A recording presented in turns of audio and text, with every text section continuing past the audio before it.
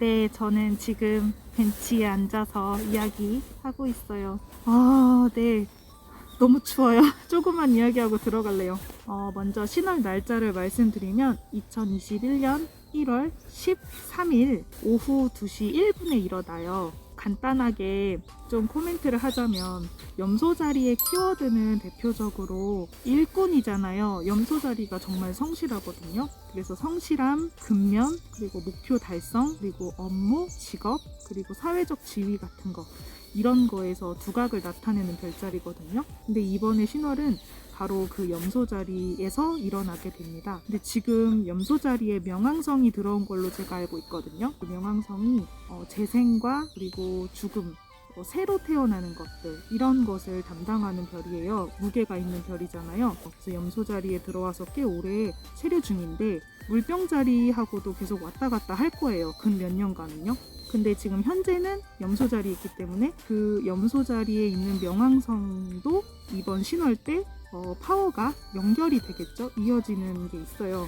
영향을 줄 거예요. 그 명왕성의 힘도요. 그래서 여러분들이 이번에 올리시는 소원은 옛날에 내가 계획했던 것들에 대한 재고가 이루어지게 될 것 같고요. 에너지 교체가 이루어지고 있잖아요. 땅의 시대에서 바람의 시대로 지금 이전하고 있기 때문에 이미 바람의 시대에 들어왔죠. 물병 자리에도 중요한 핵심 별들이 들어와 있잖아요. 목성과 토성, 지난번에 컨정션이 일어났었던 그 별들도 있기 때문에 염소 자리의 명왕성과 물병 자리에 있는 큰 별들 함께 이렇게 뭔가 조화를 이루게 될 것 같아요. 근데 생각해보면 염소 자리랑 물병 자리는 뭔가 가치관적으로나 특징으로 보면은 좀 상반된 키워드잖아요. 상반된 특징을 갖고 있는 별자리로 우리 알고 있잖아요. 염소 자리에 있는 별들의 힘을 이용해서 이번 신월 때 그 힘을 이용해서 바람의 시대 때 우리 지금 이전되어 있기 때문에 이 새로운 시대 때는 그 옛날에 내가 학습했던 것들을 어떤 식으로 발전해 가고 어떤 식으로 확대해 갈지, 좀 예를 들자면 저는 땅의 시대 때 자격증을 많이 땄고 그리고 외국어 공부를 열심히 했어요. 그러면 바람의 시대 때는 내가 어떤 조직 사회에서만 이런 거를 활용하는 것이 아니라 개인으로서 내가 활약을 하거나 지금 제가 강사로 활동하고 있는 것처럼 뭔가 내가 나의 재능을 가지고 내가 배웠던 걸 가지고 나의 그런 개성을 살릴 수 있는 분야는 뭐가 있을지 그런 것도 고민하기 좋은 시기인 것 같고요. 그리고 만월 때는 일의 성취를 의미하고 신월 때는 뭔가 시작 시기이잖아요. 그래서 이번에 또 2021년 첫 신월인 만큼 내가 이 시대 전환기 때 어떤 식으로 계획을 세워 나갈지 그리고 앞으로 어떤 식으로 일을 확대해 갈지 첫 계획을 세우기에는 정말 안성맞춤인 시기라고 생각이 들어요. 그레이 컨정션이 일어나고 첫 번째로 맞이하는 신월이에요. 우리 지난번에는 계자리 만월이 그레이 컨정션이 일어나고 첫 만월이었잖아요. 이번에는 또 그 다른 뜻으로 좀 의미가 있다고 생각이 들어요. 지난번 만월 때 나 자신을 치유했어요. 예전에 내가 상처받았던 것들, 과거의 트라우마를 치유를 했고 지금 이제 신월 때는 내가 앞으로 나아가기 위한 어떤 다짐을 하기 좋은 시기인 것 같아요. 그래서 저는 원래 10만월 전후에 좀 일본어로 이라이라스로 좀 초조하고 막 짜증나고 그러기도 하거든요. 근데 뭔가 이번 신월 때는 설레고 두근거려요. 앞으로 어떤 걸 하면 좋을까?